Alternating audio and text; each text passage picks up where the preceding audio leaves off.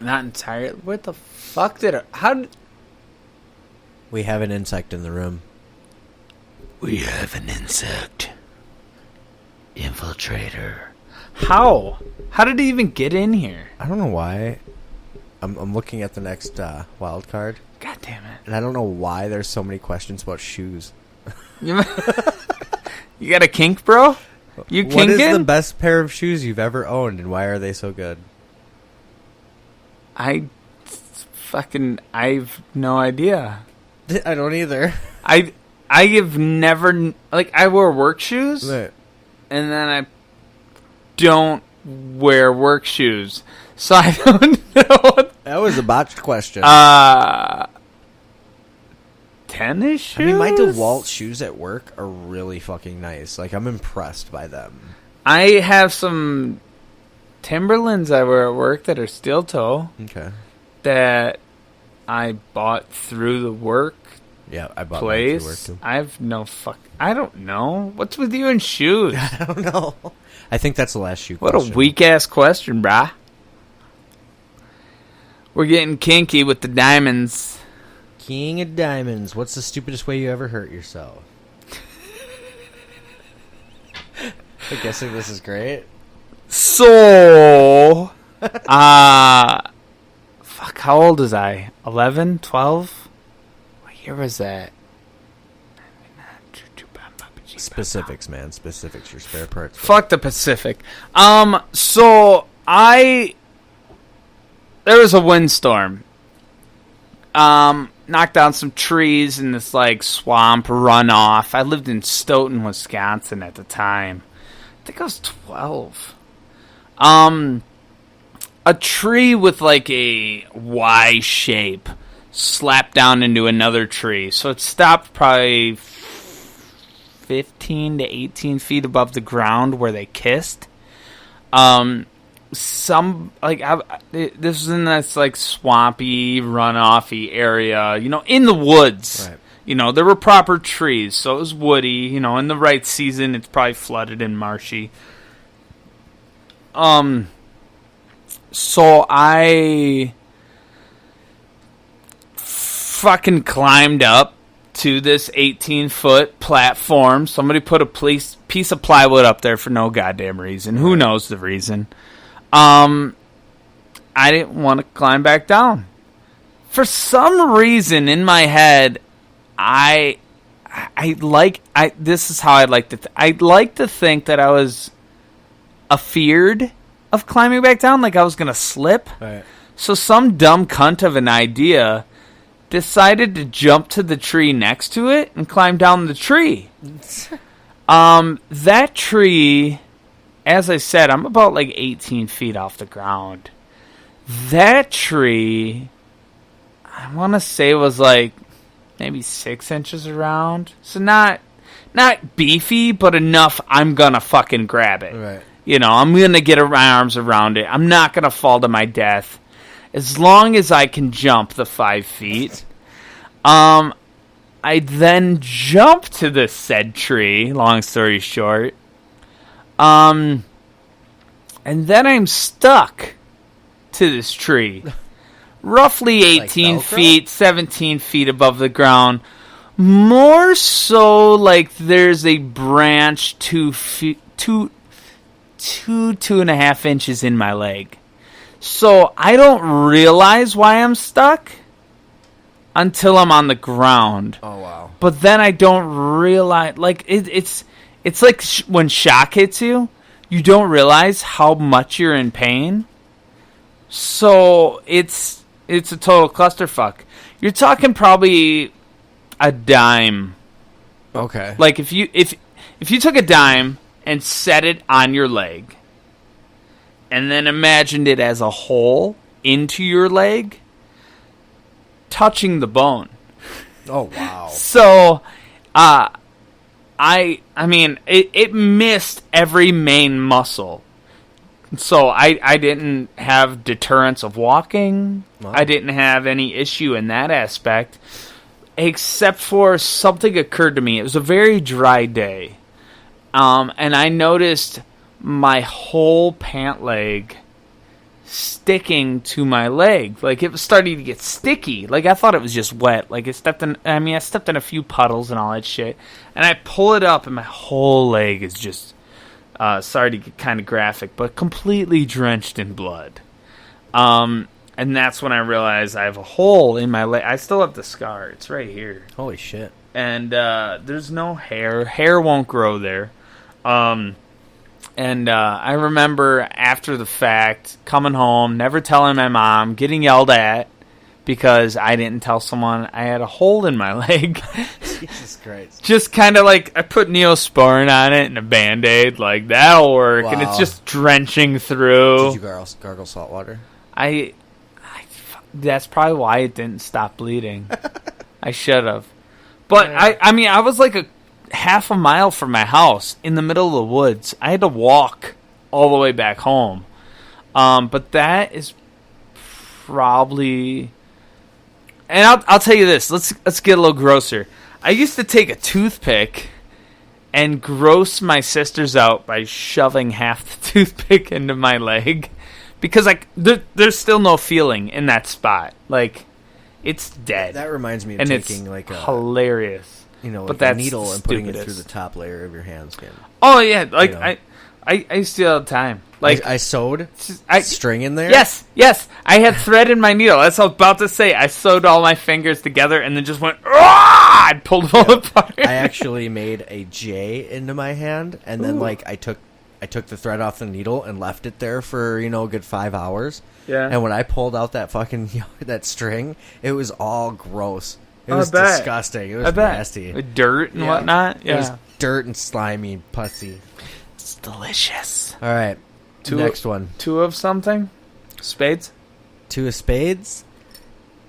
This is a great one. Also, I have the last of the wine is in my glass. I have and after that's gone, I think the podcast is over. I have procreated my wine into my glass. That's beautiful hand gesture. Your fingers make numbers, right? Yes. He's like I have cards. He's trying to shape the number instead of. That's a backwards 7. Bro. Fuck off. Anyway, two of spades. Have you ever been suspended from school? Was there a timeline? All right. Let me help share this one, okay? So you tell the story.